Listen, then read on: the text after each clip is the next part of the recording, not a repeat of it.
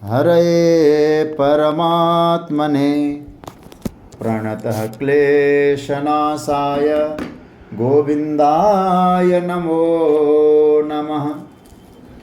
नमः परमहंसा स्वादित चरणकमलचिन्मकरन्दाय भक्तजनमानस निवासाय श्रीरामचन्द्राय। वागीशायस्य वदने लक्ष्मीर्यस्य च वक्ष्यसि यस्यास्ते हृदये संवित् तं नृसिंहमहं भजे। गुरुर्ब्रह्मा गुरुर्विष्णुर् गुरुर्देवो महेश्वरः गुरुः साक्षात् परब्रह्म तस्मै श्री गुरवे नमः।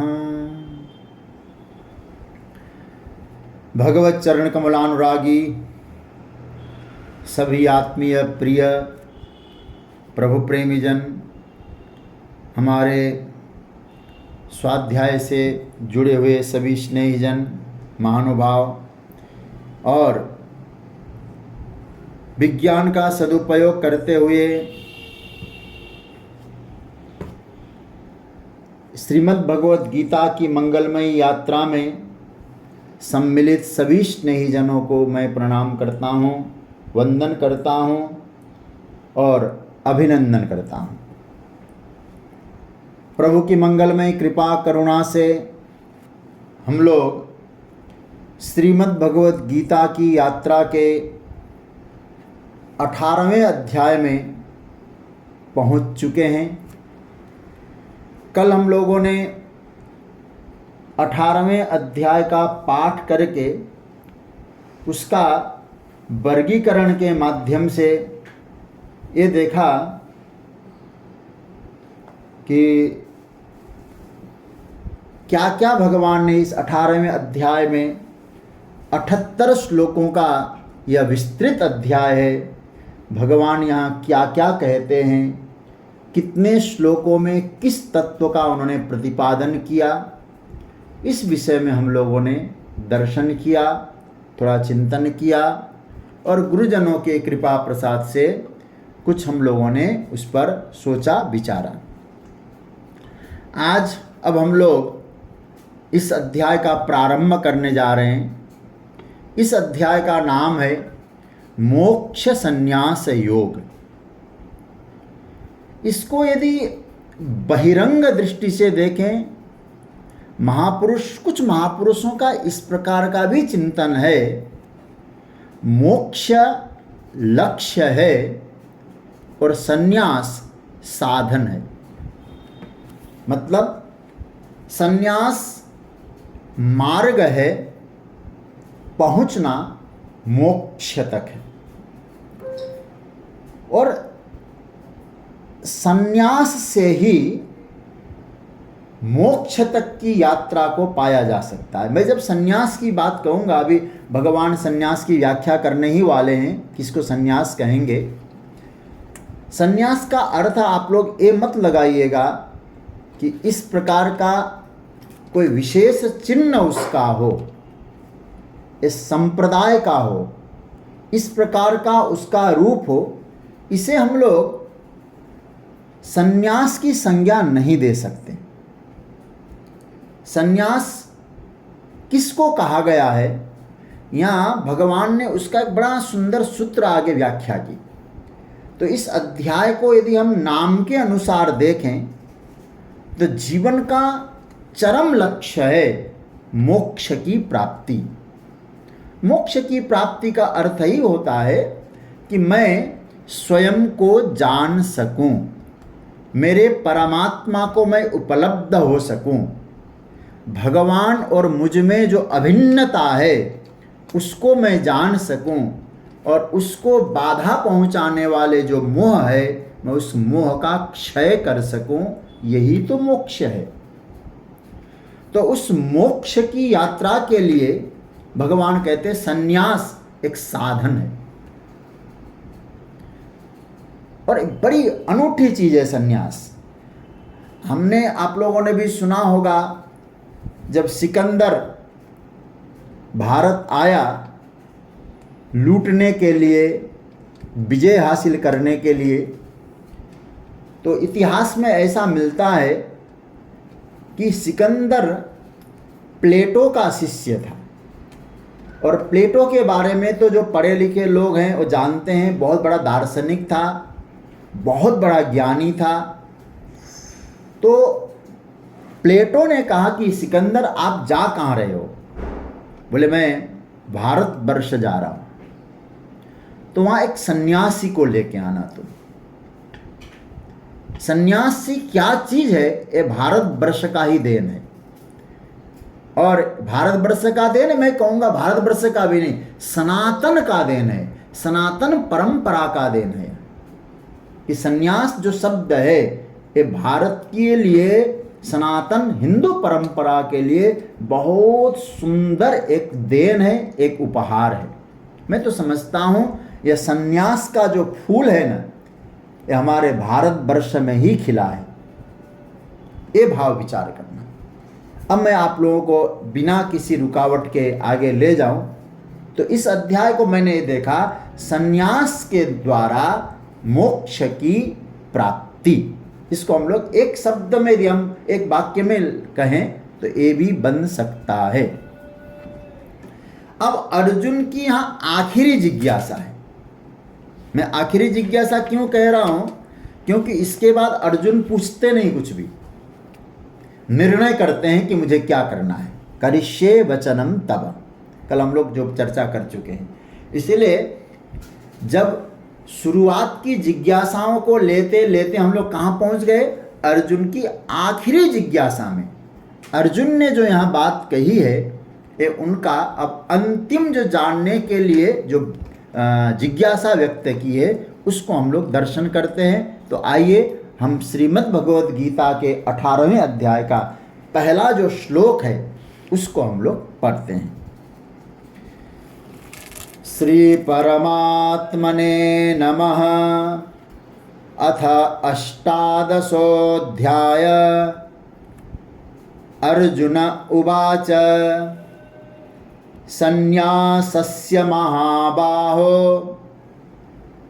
तत्त्वमिच्छामि वेदितुम् त्यागस्य च ऋषिकेश पृथक् केशिनिषूदन। ये अर्जुन का प्रश्न है, ये जिज्ञासा है, अंतिम जिज्ञासा। प्रश्न के लिए फिर अर्जुन बोले नहीं। इसका पहले अन्वय देखें कैसा अर्थ निकलेगा। महाबाहो ऋषिकेश केशिनिषूदन सन्न्यासस्य च त्यागस्य तत्त्वं पृथक वेदितुम इच्छामि। महाबाहो, और देखिए यहाँ भगवान के लिए अभी मैं चर्चा करूंगा 3 संबोधन एक ही श्लोक में। महाबाहो, हे विशाल भुजा वाले। ऋषिकेश, हे इंद्रियों के स्वामी अंतर्यामी। केशी निषूदन, केशी नाम के दैत्य को मारने वाले।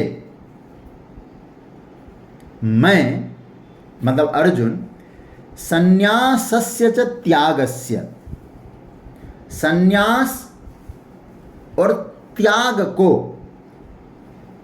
सन्यास और त्याग को पृथक अलग अलग से, सन्यास और त्याग के, सन्यास और त्याग के, सन्यासस्य त्यागस्य तत्वम, तत्व को, सन्यासस्य च त्यागस्य तत्वम, सन्यास और त्याग के तत्व को पृथक वेदितुम इच्छामि, अलग अलग से जानना चाहता हूँ। किसको सन्यास कहते हैं और किसको त्याग कहते हैं? क्या ये दोनों पर्यायवाची है या एक है या अलग अलग है? मैं दोनों को अलग अलग रूप से आप मुझे समझाइए। ये अर्जुन की जिज्ञासा है। पहली बात तो आपको एक विशेष बात इस श्लोक में बताऊं। प्रायः श्लोक में कई बार 2 संबोधन मिलते हैं, लेकिन यहाँ अर्जुन ने अंतिम जिज्ञासा की लेकिन 3 संबोधन से। महाबाहो, ऋषिकेश केसी निषूदन।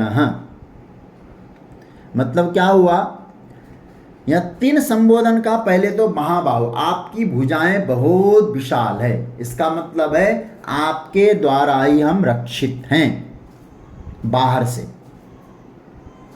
भगवान के द्वारा ही हम बाहर से रक्षित है। ऋषिकेश, इंद्रियों के स्वामी आप होने के कारण आप अंतर्यामी है, तो अंतर्यामी रूप से भी आप हमारे अंतःकरण की, हृदय की रक्षा करते हैं।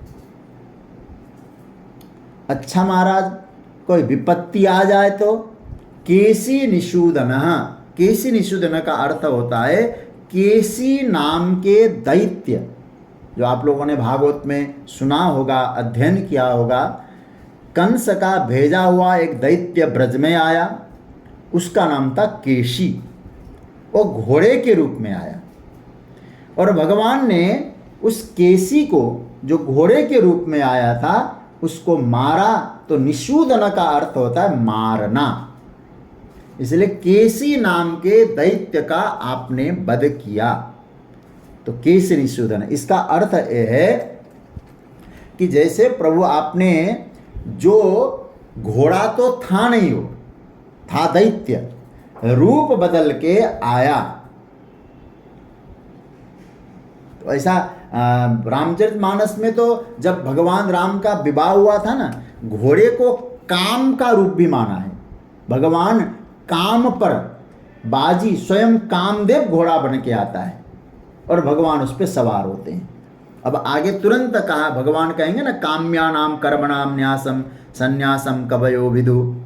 तो भगवान ये कहना चाहते हैं, अर्जुन कहना चाहता है कि प्रभु, जो घोड़ा काम का रूप माने, तो हमारी जो व्यर्थ की कामनाएं हैं उनको आप खत्म करने वाले हैं। जो हमारे कल्याण की कामना नहीं है, ऐसे अकल्याण की कामनाओं को भी नष्ट करने वाले आप केसी निषूदन है। कुछ महात्माओं का तो ऐसा मत है, जब भगवान ने केसी को मारा तो भगवान का नाम केशव हुआ, ऐसा भी कुछ लोग बोलते हैं। लेकिन हालांकि केशव शब्द का अर्थ है जिसके सुंदर बाल हैं, उसको भी केशव कहते हैं।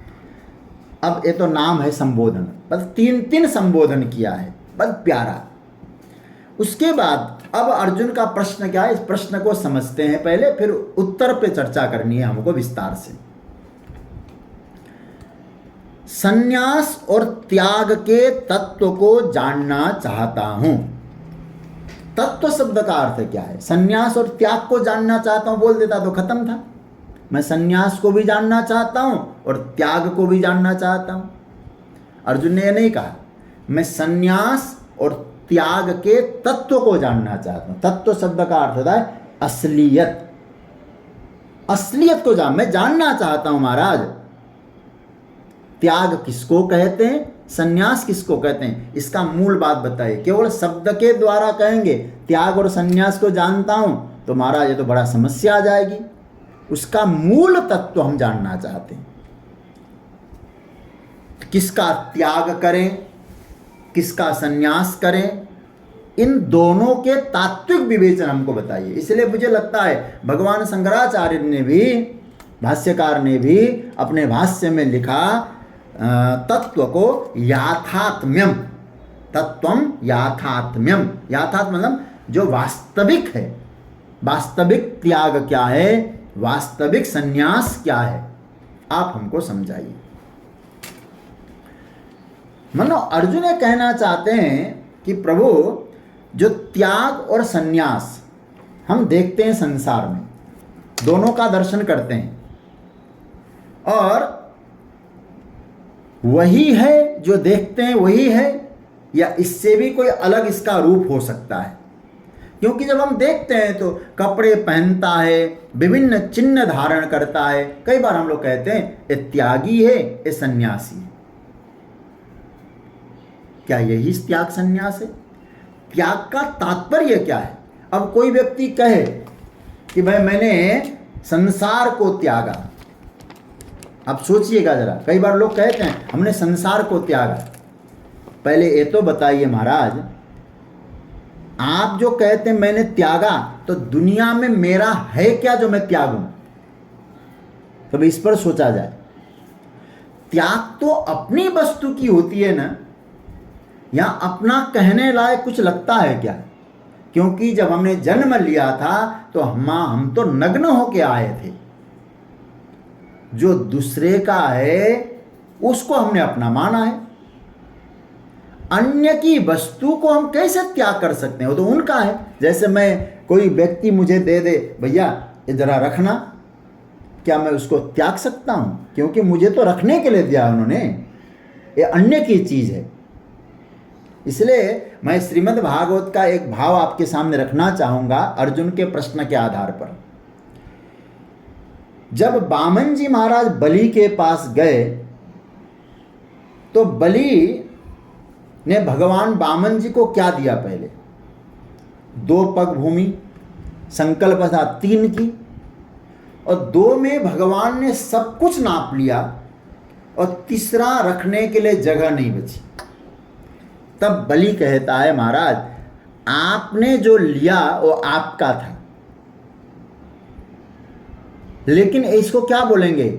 जो कुछ है वो सब प्रभु का है। इसलिए उसको मैं भागवत की कथा में भी कहता हूं, ये सर्व आपने लिया लेकिन स्व को नहीं लिया, क्योंकि संपत्ति आपकी थी। मैंने अपने आप को, उसके संपत्ति को मेरी कहा, और मुझे भी जब स्वीकार कर लोगे तो सर्वस्व दान हो जाएगा। इसलिए यहां त्याग को समझना है। यदि हम कोई चीज भगवान को चढ़ाते हैं, हम कहेंगे हमने त्याग दिया, भैया वो चीज हमने बनाई है। इसलिए बहुत बढ़िया बात, हम जब आरती करते हैं ना तो कहते तेरा तुझको अर्पण, त्वदीयम वस्तु गोविंद तुभ्यमेव समर्पित। ये तुम्हारा है, तुम्हारे लिए समर्पित है। हमने न पैदा किया, न हम तुझे देने वाले समर्थवान हैं। तो भगवान से मानो अर्जुन यहाँ प्रश्न कर रहे हैं कि प्रभु आप दोनों के बारे में मुझे बताइए कि त्याग किसको कहें। पहले सन्यास के बारे में, सन्यासस्य महाभाव, सन्यास किसको कहा जाएगा और त्याग किसको कहा जाएगा, मैं अलग अलग रूप से इसको समझना चाहता हूं। ये अर्जुन की जिज्ञासा है। मैं इस प्रश्न पर, इस श्लोक पर ज़्यादा नहीं कहने की आवश्यकता है, क्योंकि यहाँ समझ में भी आ गया होगा। हे महाबाहु, हे ऋषिकेश, हे केसी निषूदन, संन्यास और त्याग का अलग अलग तत्व मुझे समझाइए। उसका वास्तविक स्वरूप क्या है त्याग का, और संन्यास का वास्तविक स्वरूप क्या है, ये मुझे समझाइए। अब आइए, भगवान ने, हालांकि अब जितना हो जाएगा हो जाएगा, भगवान ने 2 श्लोकों में, दूसरे में और तीसरे में, यहाँ ठाकुर जी ने बहुत प्यारी बात कही। 4 बातों का भगवान ने यहाँ उल्लेख किया है। 4 बातों का ना कहूं, 4 विचारों का। मतलब पहले श्लोक में 2 विचार बताए, मतलब दूसरे श्लोक में 2 विचार, और तीसरे श्लोक में भगवान ने त्याग और संन्यास को लेकर के 2 विचारों का प्रतिपादन किया है। क्या क्या विचार है भगवान के दृष्टिकोण से अथवा किसी अन्य के दृष्टिकोण से, हम लोग इस पर देखें। तो आइए हम लोग अब दूसरे श्लोक का अध्ययन करते हैं। श्री भगवान उवाच काम्यानां कर्मणां न्यासं संन्यासं कवयो विदुः सर्वकर्मफलत्यागं प्राहुस्त्यागं विचक्षणाः। इसका पहले अन्वय देख लें। कवयः काम्यानां कर्मणां न्यासं संन्यासं विदुः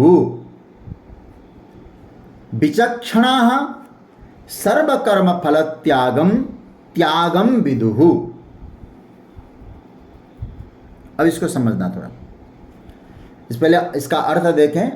कवयः, कवयः शब्द का अर्थ है जो ज्ञानी जन है, पंडित जन है, तत्वदर्शी लोग हैं। वे लोग काम्यानां कर्मणां न्यासम, कामना युक्त कर्मों के त्याग को, न्यास को संन्यासम विदुहु, संन्यास समझते हैं, संन्यास कहते हैं। क्या अर्थ निकला? जो कवि लोग होते हैं, जो विचक्षण होते हैं अथवा जो तत्वदर्शी होते हैं, वे कामनायुक्त कर्मों के त्याग को संन्यास कहते हैं। अच्छा, विचक्षण और जो विचारवान पुरुष हैं, सर्व कर्म फल त्यागम, संपूर्ण कर्म फल के त्याग को त्यागम विदु, त्याग कहते हैं। दो बातों की परिभाषा, लेकिन भगवान का अपना मत नहीं है, कवियों का मत है, विचक्षण लोगों का मत है। भगवान तो अपने मत को, जब ये 2 श्लोक पढ़ेंगे ना, दूसरा और तीसरा, फिर चौथे श्लोक से भगवान अपनी बात कहेंगे। भगवान को लगा होगा नहीं, ये भी गलत नहीं है, जो इन मार्गों पे चल सकता है वो भी ठीक है। तो भगवान, अर्जुन ने पूछा था संन्यास क्या है, तो पहला सूत्र भगवान ने कवियों के माध्यम से कहा। कवि लोग कहते हैं कामना युक्त कर्मों के त्याग को संन्यास कहते हैं। और त्याग किसको कहते हैं? संपूर्ण कर्मों के फल के त्याग को त्याग कहते हैं। तो 2 परिभाषाएं संन्यास की, एक एक परिभाषा यहाँ भगवान ने कही।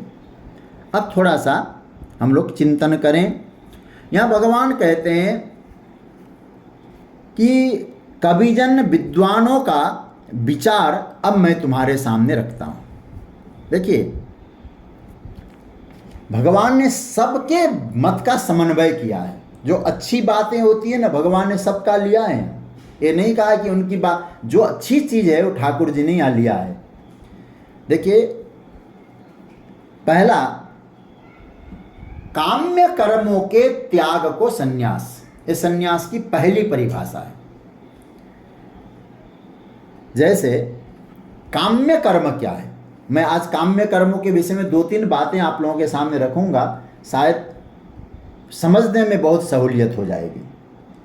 देखिए, अपनी लौकिक इच्छा को पूर्ण करने के लिए जो कार्य किया जाता है, अनुष्ठान, पूजा पाठ, उसको हम लोग क्या बोलते हैं? काम्य कर्म। जैसे इस समय नवरात्र चल रहा है, हम सब पूजा पाठ कर रहे हैं जो बन सकता है, और हम लोग ये कहेंगे कि नवरात्र की दुर्गा पूजा से हमको ये मिले, ये हमको मिलना चाहिए, इसीलिए हम पूजा कर रहे हैं, तो वो कार्य हमारे लिए काम्य कर्म हो जाता है। याद रखिएगा, लेकिन भगवान की उपासना करके अपनी कामना की ही पूर्ति करेंगे और हम अपने आप को कहेंगे हम तो धर्म के मार्ग में है, अध्यात्म के मार्ग में है, तो मैं आपको एक बात तो स्पष्ट कर दूं, ये मार्ग अध्यात्म का नहीं है। उपासना अलग विषय है, अध्यात्म अलग विषय है। क्या आप रावण को आध्यात्मिक व्यक्ति कह सकते हैं? हिरण्यकशिपु को आध्यात्मिक व्यक्ति कह सकते हैं? मैं इस पर अधिक चर्चा नहीं करना चाहूंगा। तो कामनाओं का त्याग, इसको ऐसे समझें, थोड़ा सा गहराई में जाइए। अच्छा, आज तक हमारी कितनी कामनाओं की पूर्ति हुई है? हुई है। हमने सोचा ये हो जाए, हुआ है। और उपनिषद में, श्वेताश्वतर इत्यादि उपनिषद में आया है ना, क्या कहते हैं? नित्यो नित्यानाम चेतनश्चेतनानाम एको बहुनाम यो विदधाति कामान। हमारी कामनाओं की पूर्ति तो अंतर्यामी परमात्मा की कृपा से ही संभव है। तो आप विचार करें, अब तक हमारे मन की कितनी इच्छाओं की पूर्ति हुई? क्या आज तक हमारे मन में कृतकृत्यता का भाव आया? हम कृतकृत्य बने हैं क्या अब तक? हे प्रभु, तूने बहुत कर दिया है, लेकिन अब क्या हुआ? इतना किया और एक छोटा सा पाठ पूजा किया एक काम के लिए, और नहीं हुआ तो कहते भगवान तो कृपा ही नहीं करते। कृतकृत्यता कहाँ आई? कृतार्थ होना चाहिए था, कृतज्ञ होना चाहिए था, वो नहीं बन पाए। तो याद रखिएगा, साधना, आध्यात्मिक साधना केवल कामना पूर्ति के नहीं होती, बल्कि मैं तो आपसे कहूँगा कामना की निवृत्ति के लिए होती है। कामना की पूर्ति का पक्ष न हो, कामना की निवृत्ति का पक्ष हो। मुझे महात्मा विभीषण जी की बात याद आती है। साधना, उपासना, भगवत भजन का परिणाम क्या होना चाहिए विभीषण से पूछा जाए तो विभीषण को भगवान ने पूछा, विभीषण कोई इच्छा है? बोले महाराज पहले बहुत इच्छाएं लेकर भजन करता था, बहुत इच्छाएं थी, लेकिन भजन का प्रभाव ऐसा हुआ, उर कछु प्रथम वासना रही, प्रभुपद प्रीति सरित सोबही। मेरे मन में इच्छाएं थी, लेकिन आपका भजन इतना आनंद आया, अब तो मेरे मन में ऐसा लगता है कि कोई लौकिक कामना ही न उठे। इसलिए इस प्रकार के लौकिक कामनाओं का न्यास। अब हम भगवान का भजन कर रहे हैं, जो कुछ व्यवस्था परमात्मा कर रहे हैं वो ठीक है। अंतर्यामी जब कह रहे हैं ना, ऋषिकेश कह रहे हैं उसको, तो अंतर्यामी तो जानता है ना हमारे अंतर में क्या है, वो सब व्यवस्था करता है जो हमारे लिए उचित होता है। तो हम अपनी कामनाओं को उनके चरणों में ही न्यास कर दें, लौकिक कामना के लिए भजन न करें, उसको त्याग करें, ये भी संन्यास है। अब मैं 2-3 बातें बताऊंगा यहाँ।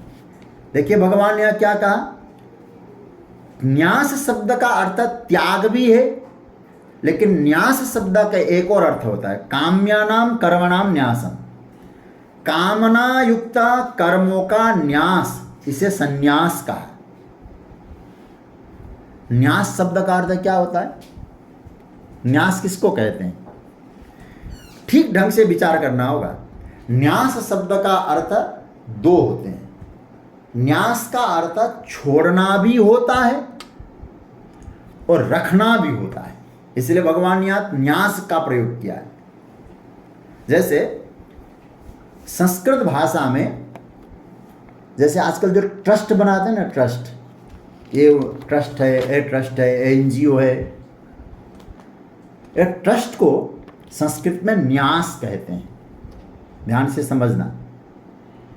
अच्छा, ट्रस्ट में क्या होता है, आप त्याग भी करते हैं अपनी संपत्ति का, उसमें अधिकार छोड़ते हैं। किस लिए छोड़ रहे हैं अपना अधिकार? समष्टि के लिए, क्योंकि अब मेरा व्यक्तिगत नहीं है, ये ट्रस्ट है। जो मैं अपने व्यक्तिगत कार्य का सफल कार्य को कर रहा था, अब समष्टि का कार्य करना है मुझे।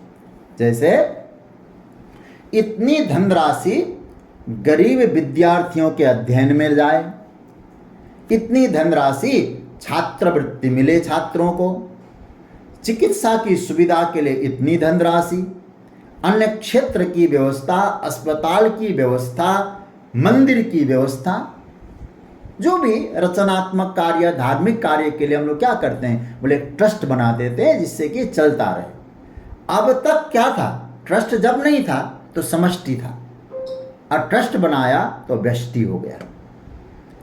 तो विशेष उद्देश्य के लिए समष्टि का कार्य भला हो, समष्टि का कल्याण हो, इस भाव से किया गया जो कर्म होता है, ऐसे कर्म के संगठन को भी संस्कृत में न्यास कहा गया है।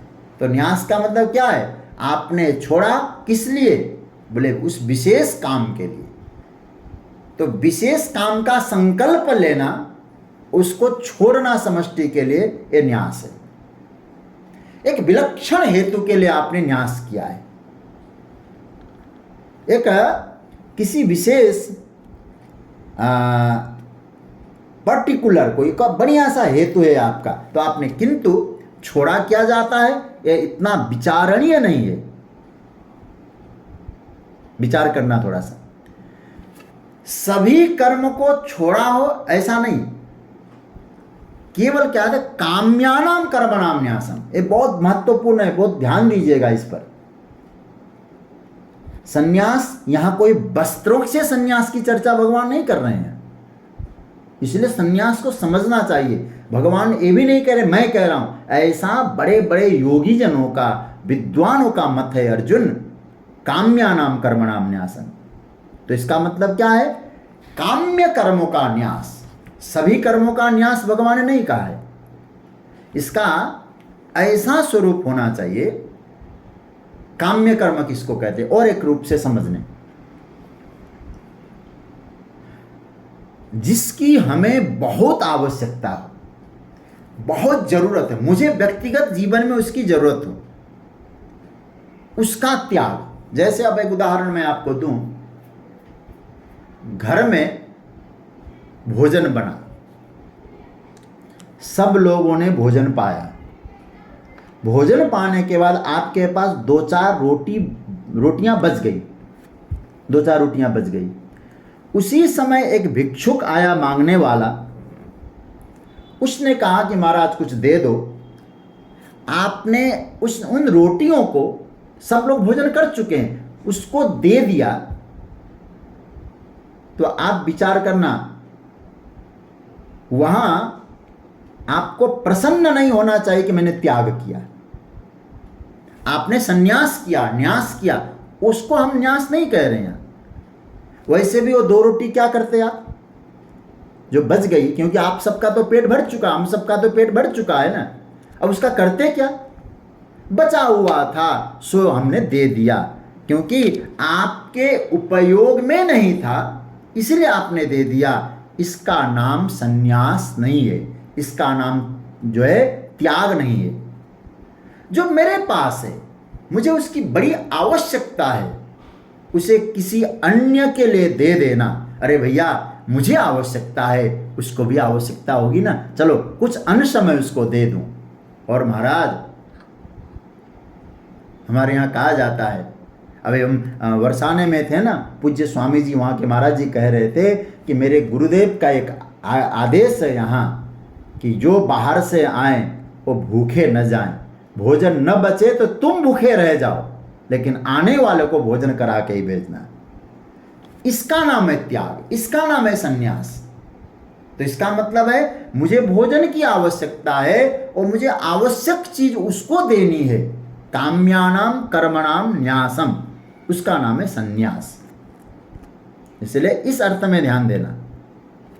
एक कथा बड़ी प्रसिद्ध हमने कभी सुनी थी, मैं आपको बताऊं। एक व्यक्ति से चर्चा चली, बोले बहुत तुम विद्वान हो, बहुत अच्छा लेख लिखते हो, लेकिन तुम्हारे पास इतना कुछ है नहीं अभी। बोले भैया मुझे चाहिए भी नहीं, क्योंकि चल रहा है सब। और जो बाहर से कहता है मुझे कुछ नहीं चाहिए, उसको सब कुछ लगता है। फिर कहता है मुझे कुछ चाहिए भी नहीं, मैं समाज का काम कर रहा हूँ, मेरे लेख से किसी को लाभ होता हो तो अच्छी बात है। अच्छा एक बात बताओ, यदि तुमको तुम्हारे इन लेखों से, तुम्हारे कार्यों से तुमको करीब 2 लाख रुपया तुमको मिल जाए, तुम क्या करोगे? उसने कहा 2 लाख मिल जाए तो मुझे 2 लाख की जरूरत नहीं, 1 लाख से मैं चला लूंगा, 1 लाख कहीं सेवा में लगा दूंगा, किसी को दे दूंगा। अच्छा एक बात बताओ, यदि तुम्हारे सेवा से प्रसन्न हो करके तुम्हारे लिए 2 फ्लैट मिल जाए, 2 फ्लैट कोई तुमको दे दे, तो तुम क्या करोगे? बोले 1 फ्लैट अपने पास रखूंगा, दूसरा किसी को दे दूंगा, क्योंकि मुझे जितनी आवश्यकता मैं कर लूंगा, रख लूंगा, बाकी मुझे त्याग करना है, छोड़ना है। तो उसके बाद कहा अच्छा तुम्हारे पास अभी जो 2 शर्ट है, 2 शर्ट होंगे तो तुम उनका क्या करोगे? बोले मैं तो दूंगा नहीं शर्ट, क्योंकि मेरे पास 2 ही शर्ट है, मैं उनको तो नहीं दूंगा। जरूरत की चीजें खाली आदमी को भेजा जाए, ज्यादा भी मैसेज की तब वो आदमी कहे अच्छा कोई तो चला। कहने का तात्पर्य क्या बना? कहने का तात्पर्य ये बना कि हमारे जीवन में, इसको ध्यान से समझना, अभी क्योंकि मकान नहीं मिला उसको, धन नहीं मिला, इसलिए जो नहीं मिला है उसको तो त्यागने की बात वो करने को तैयार है, मैं त्यागूंगा ये तो कह रहा है। लेकिन आप सोचिए उसके पास 2 शर्ट मौजूद है, आवश्यक है ना उसके लिए। कोई मांगने वाला आएगा कि मुझे 1 शर्ट दे दो, बोले वो नहीं दूंगा मैं। बात को अच्छी तरह स्पष्टीकरण हो गया होगा। मतलब हम लोग ये तो चाहते हैं कि ये मिल जाए तो मैं ये कर दूंगा, लेकिन जो मेरे लिए आवश्यक है, मेरे लिए काम्य है, मेरे लिए बहुत जरूरी है, मैं वो दूसरे को दूं, तब आपका वो न्यास है। जो आपके फालतू की चीज हो, किसी को देना कोई न्यास नहीं है। घर में कई बार कूड़ा करकट पड़ा रहता, हम दूसरे को दे देते हैं, वो न्यास है क्या? वो न्यास नहीं है, त्याग नहीं है। त्याग का अर्थ है मुझे भी इतनी आवश्यकता है जितनी उसको आवश्यकता होगी, इसलिए मैं दूसरे की सेवा में लगाऊं, उसका नाम है न्यास। इसलिए काम्य कर्मों का न्यास ये संन्यास है। मैं अपने वाला तो बचा के रखूं और त्यागी भी कहलाऊं, ये सन्यासी भी कहलाऊं, ये तो चलने वाला नहीं है।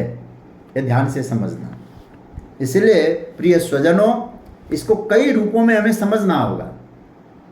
मैंने इसीलिए कहा पहले, काम्य कर्मों का त्याग क्यों कह रहे ठाकुर जी?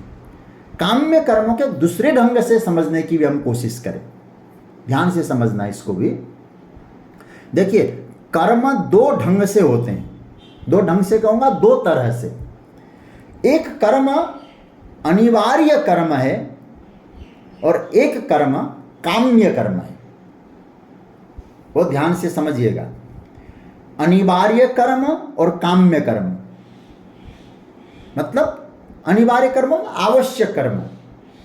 जैसे भूख लगी हमको, आपको भोजन की व्यवस्था बनानी पड़ेगी कि नहीं? हाँ, आप उसकी व्यवस्था कैसे करते हैं? मेहनत करके भोजन की व्यवस्था बना रहे हैं, मांग के बना रहे हैं, क्या करके बना रहे हैं? लेकिन क्या भूख लगने पर भोजन की व्यवस्था चाहिए कि नहीं? अरे आचार्य शंकर भी भिक्षा मांगते हैं जी।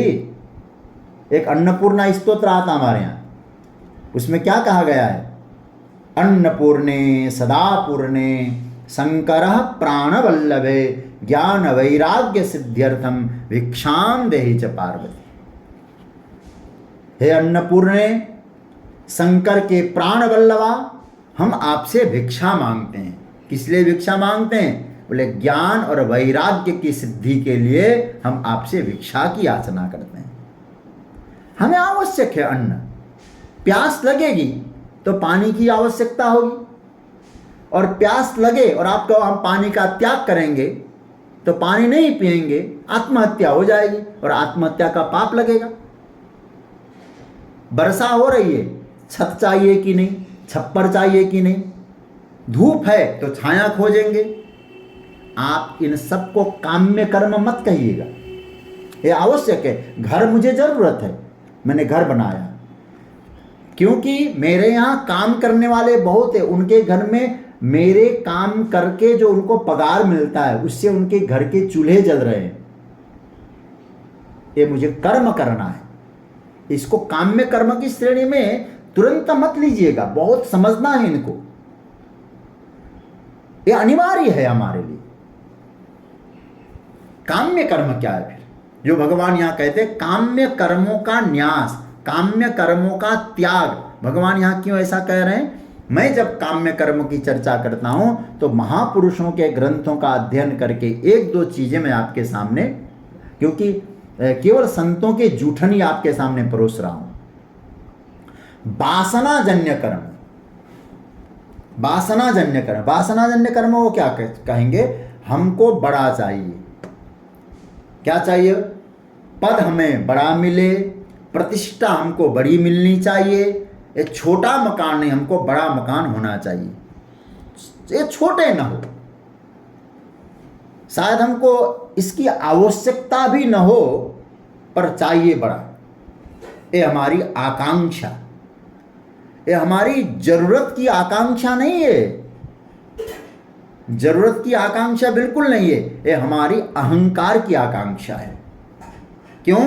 इससे अहम पुष्ट होता है, यह अहम पुष्ट होता है। मैं तो अब क्या कहूँगा, आजकल तो सब होड़ लगा हुआ है। संतों में भी बैठेंगे, महापुरुषों में भी, सबकी बात नहीं कर रहा हूँ। कुछ लोग बोले इसको ऐसा बनाना है, इसको ऐसा बनाना है, ये करेंगे, ये आश्रम बनाएंगे। चलिए अलग विषय, उसकी चर्चा अभी करने की आवश्यकता भी नहीं है। लेकिन यहाँ ये बात भगवान जो कह रहे हैं कि अर्जुन, कि काम्य कर्म क्या है? अनिवार्य कर्म को काम्य कर्म मत मानिएगा। जरूरत का कर्म को कभी काम्य कर्म की श्रेणी में मत ले आइएगा।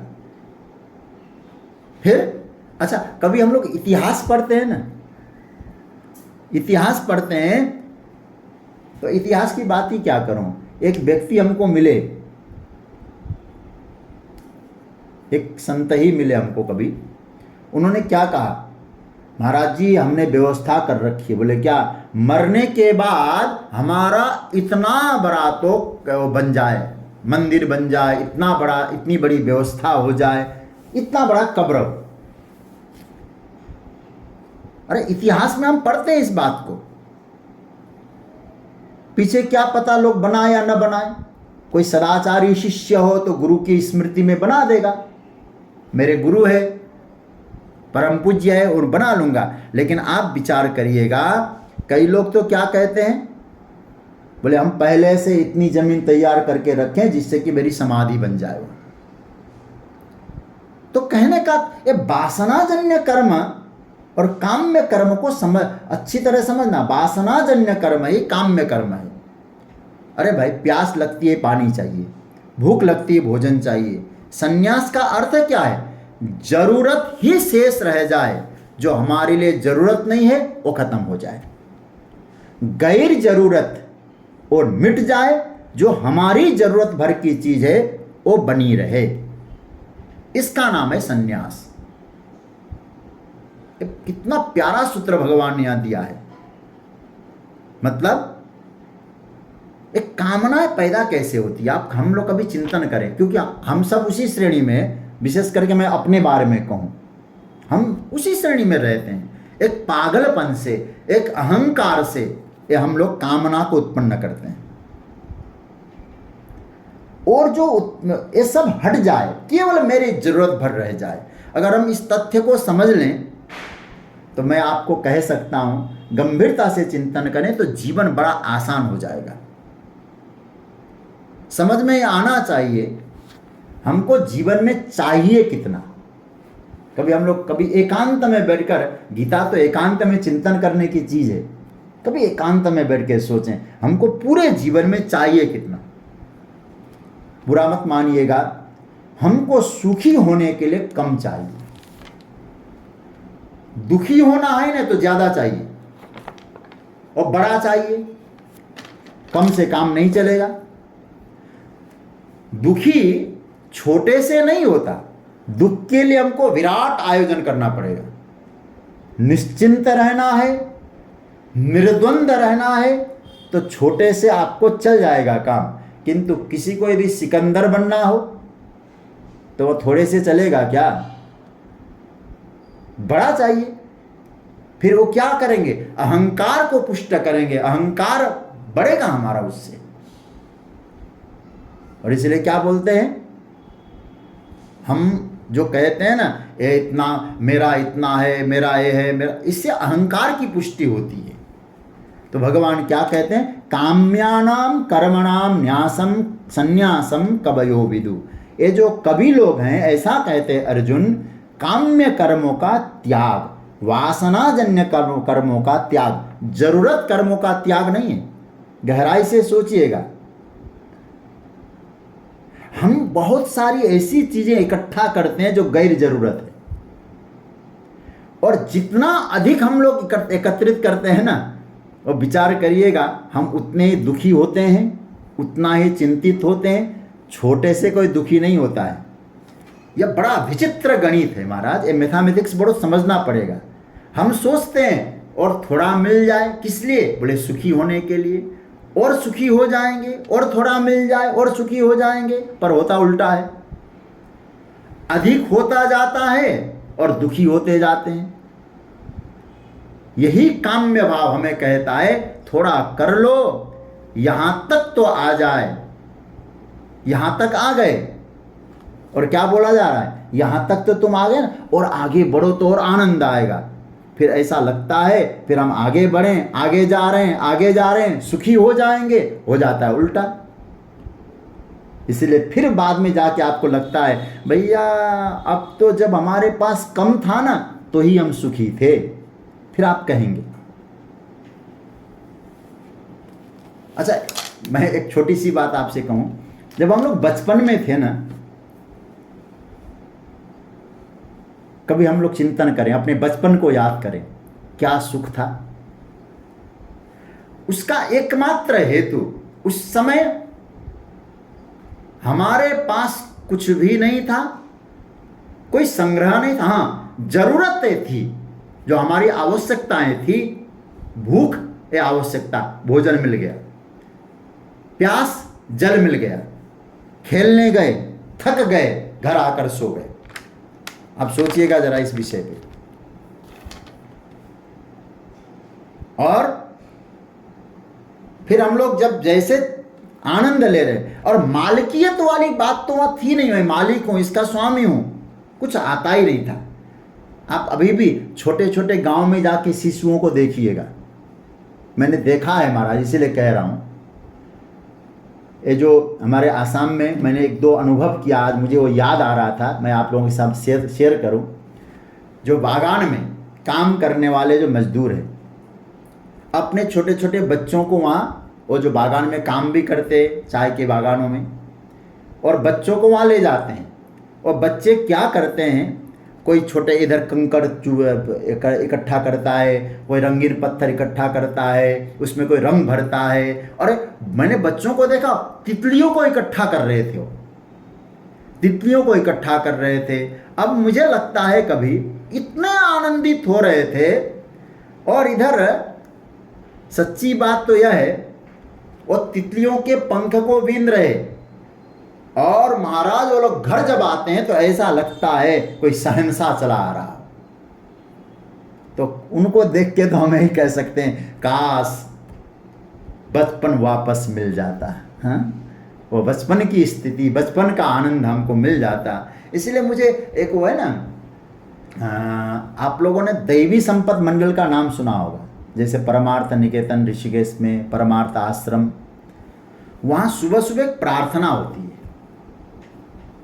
वो प्रार्थना पूज्य स्वामी श्री एक रसानंद जी महाराज ने लिखा, 10 उसमें मंत्र हैं, हिंदी में बहुत सरल है। उसमें एक मंत्र क्या है, बोले मुझे सब तो याद नहीं है, उसमें आया है, संसार को स्वप्नवत जानो, अति हिम्मत रखो, भगवान का भजन करो जितना बन सके। ऐसे करते करते एक उसमें आया है, नूतन बालवत स्वभाव रखो, बालकों की तरह आप स्वभाव बनाओ। तो क्या मतलब हुआ, मुझे जब आज मैं इस पर चिंतन कर रहा था, तो श्रीमद् भागवत का 11वें स्कंद में जब भगवान दत्तात्रेय यदु को उपदेश देते हुए कहते हैं, मैंने उस श्लोक को नोट किया। मुझे सारे भागवत के श्लोक तो याद नहीं है। वो क्या कहते हैं, न मे मानावमानौस्तौ न चिंता गेह पुत्रिणाम आत्मक्रीडा आत्मरति पिचरामिह बालवत। दत्तात्रेय भगवान कहते, यदु ये बालक भी मेरे गुरु हैं, अपने में मस्त रहना, न मान न अपमान न राग न द्वेष, व्यक्ति को ऐसा होना चाहिए बालवत। मुझे लगता है अपने हृदय से उस बालकपन को, अपने हृदय के उस बालकपन को हमें जीवंत रखना चाहिए।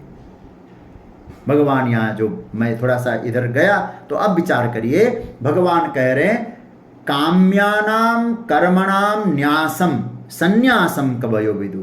अर्जुन, जरूरत की चीजें चाहिए, अवश्य चाहिए, उसके लिए कर्म करना पड़े, वहां कोई त्याग की चर्चा मत करो, वहां त्याग की कोई व्यवस्था ही नहीं है। मतलब भगवान यहाँ क्या कहते हैं, यहाँ कविजन ऐसा कहते हैं, इसलिए क्या, कवयः विदु। देखिए कवि शब्द, कवि लोग कहते हैं। कवि किसको कहा गया है, क्रांतदर्शी। जैसे इस आवास्य उपनिषद में भी कवि शब्द का प्रयोग आया, कबीर मनीषी परिभु स्वयंभू। कवि मतलब क्रांतदर्शी। और कवि शब्द का संस्कृत में यदि अर्थ करें, कम परमात्मानं भाति ददाति इति कवि, जो भगवान को आपके सन्मुख दे, और कम संसार सुखम तिरस्करोति इति कवि, जो संसार के सुख काम्य कर्मों को भी जो तिरस्कृत कर दे, वो भी कवि है। तो आप सोचिएगा, ऐसे कवियों का, क्रांतदर्शियों का, सर्वज्ञ जनों का जो मत है वो क्या कहते हैं? काम्य कर्मों का त्याग एक कवि है, परंतु जरूरत की है उसको रखो, जरूरत के बाहर है उसको छोड़ो। अब कभी कभी हम सोचते हैं, हम किसी से कहते हैं, आए दिन यात्रा में जाते हैं तो लोगों से चर्चा, भजन पूजा के बारे में पूछते हैं, क्या हमारा समय नहीं रहता है, टाइम नहीं, बहुत कम है। एक बार तो एक विनोद की बात कह दूं, मैं पूज्य आचार्य चरण के साथ था, एक जगह हम लोग गए तो महाराज जी ने कहा कि भैया थोड़ा भजन उजन किया करो, जीवन का कल्याण होगा, काम करो ठीक है, लेकिन थोड़ा राम का नाम लो, जप करो, भगवान को रिझाओ। उसने क्या कहा, महाराज मेरे पास समय कम है। तो महाराज जी ने कहा देखो, कम है समय तुम्हारे पास, समय को बखत भी बोलते हैं ना, तो क्या है तुम्हारे पास? कम है बखत। ऐसे लोगों को क्या कहा जाए? कम, अब हम इस पर आप सब जानते हैं, बखत ही कम है, कम वक्त, समय ही नहीं है हमारे पास। यहां थोड़ा सा हमें विचार करना है। यहां क्या कहा जा रहा है? भगवान यहां कहते हैं कि भाई अपना कल्याण करो, काम्य कर्मों का त्याग करो, साधन भजन आखिर काम आएगा आखिर में, पर क्या करें? व्यर्थ के लिए तो हम संलग्न रहते हैं, लेकिन साधन के लिए जो सार्थक चीजें हैं उसके लिए हमारे पास समय नहीं है। तो भगवान ने कहा, अर्जुन, कभी लोग काम्य कर्मों के त्याग को संन्यास कहते हैं, बहुवचन। संन्यास का यह दृष्टिकोण है। भगवान कहते हैं पहले अन्यों का विचार दे रहे हैं, भगवान अपना विचार नहीं दे रहे, कवियों का ऐसा विचार है। भगवान ने कहा अन्य कविजनों का यह विचार है कि, और भगवान ने इनके मत को लिया है तो श्रेष्ठ मत है, तो संन्यास इसको कहते हैं, काम्य कर्मों का त्याग, संन्यास। अब भगवान अर्जुन ने पूछा, हमारा त्याग किसको कहेंगे? संन्यास के बारे में तो कह दिया, कामना युक्त कर, जरूरत की त्याग की नहीं, कामना युक्त, वासना युक्त इन कर्मों का त्याग संन्यास। फिर त्याग किसको कहेंगे? तो भगवान नीचे की पंक्ति में कहते हैं, सर्व कर्म फल त्यागम प्राहुस्त्यागम विचक्षणा। विचक्षण मतलब जिसकी दृष्टि बड़ी गहन है, बहुत सूक्ष्म है, ऐसे जो विचक्षण बुद्धि वाले, विचक्षण दृष्टि वाले, जिसको बोल सकते हैं सूक्ष्मदर्शी लोग, वो क्या कहते हैं?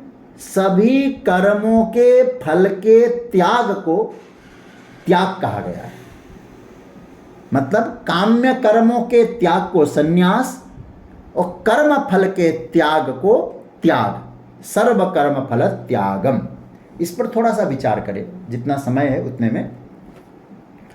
अच्छा सोचिए, कर्म तो हो रहे वर्तमान में और फल आता है भविष्य में, तो कर्म फल का त्याग में अर्थ क्या बनेगा?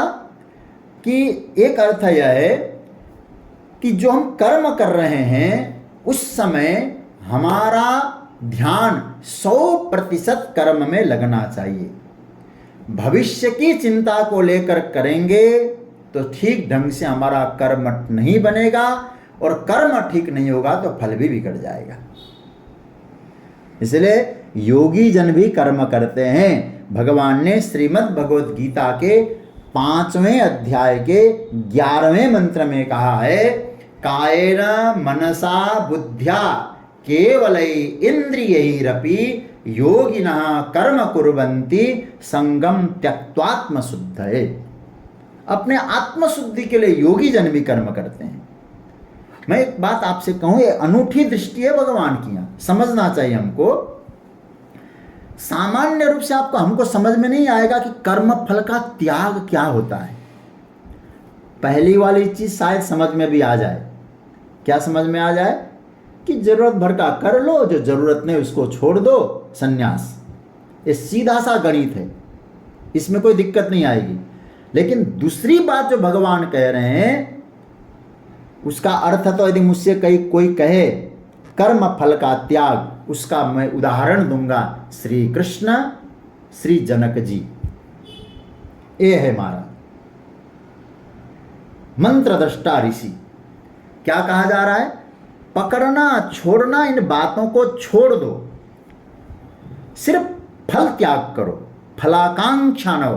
राज्य बनाना बना लो, सोने की नगरी का निर्माण करना हो कर लो, पर फल के प्रति आकांक्षा न हो। क्या मतलब है? हमारा जो कर्म है कर्तव्य से प्रेरित हो, कामना से प्रेरित न हो। सर्व कर्म फल त्यागम। देखिए, मैं आपको एक बात और कहूं, समूह में रहना, गृहस्थ में रहना, बाजार में रहना, यदि हमको आ जाए, ऐसे रहना आ जाए जैसे हम एकांत में, हर काम तो ऐसे करें जैसे कोई जो फलाकांक्षी कर रहा है हम भी उसी तरह से कर रहे हैं। काम करने में कोई दिक्कत नहीं है, लेकिन भाव क्या है? वो फलाकांक्षी है और हमें फल के प्रति आकांक्षा नहीं है। हमारी विलक्षण दृष्टि हो जाएगी, तब कुछ छोड़ने की जरूरत ही नहीं पड़ेगी। तब तो हमें इतना समझना होगा कि बहुत हो जाएगा कि फल उनके हाथ में है। किसके? बोले भगवान के, और कर्म मेरे हाथ में है। ये भाव आ जाएगा। तो करना मुझे है, फल देना न देना ये परमात्मा की इच्छा पर निर्भर है। और यदि वो फिर जो देगा भी हम उससे तृप्त हैं, न दें तो भी तृप्त हैं, छीन ले तो भी तृप्त हैं। मतलब फिर उस आनंद में को आप यदि इस तरह से जीवन जीना आ गया हम लोगों को, फिर उस आनंद को कोई तोड़ नहीं सकता। यदि हमारी तृप्ति में, आनंद में कोई अंतर आ रहा है तो वहां फल त्याग नहीं है, फल त्याग वाली बात नहीं है।